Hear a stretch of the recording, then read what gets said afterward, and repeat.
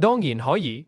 開始創業可以分幾個重要步驟，無論你係想一人創業定揾拍檔，或者想響香港甚至大灣區試下手，全部都有方法。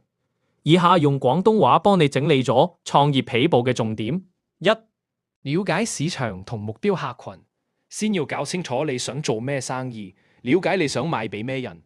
可以透過問卷、網上調查、親身揾人傾傾，摸清楚大家中意咩，價錢接受到邊個位。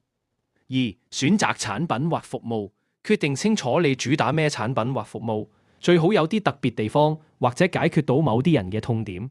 揾到合適嘅商業模式，例如網店、實體店、送貨、訂閱制等等，每種模式都有自己優劣，揀啱適合你資源同埋客戶需要。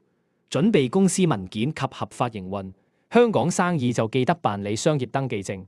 如果想試下大灣區，可以考慮註冊內地公司。需要準備資料同揾啱地點，留意埋稅務同合約事項，避免中伏。打造品牌及推廣，由 logo、品牌故事、社交媒體推廣開始，俾人知道你係邊個，同你產品有咩特別。推薦用多啲圖片、短片、用戶分享，捉住潛在客戶眼球。六、申請資助同善用支援。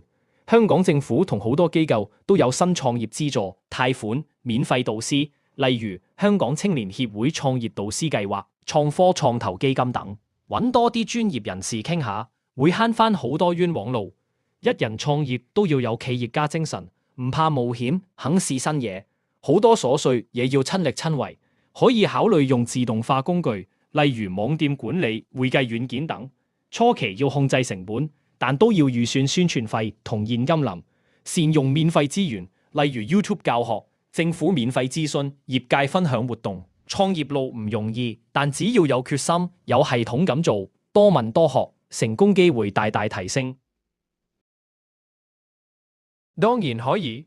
開始創業可以分幾個重要步驟，無論你係想一人創業定揾拍檔，或者想響香港甚至大灣區試下手，全部都有方法。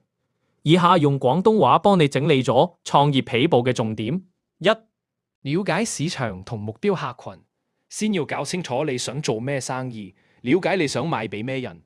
可以透過問卷、網上調查、親身揾人傾傾，摸清楚大家中意咩，價錢接受到邊個位。二、選擇產品或服務，決定清楚你主打咩產品或服務，最好有啲特別地方，或者解決到某啲人嘅痛點。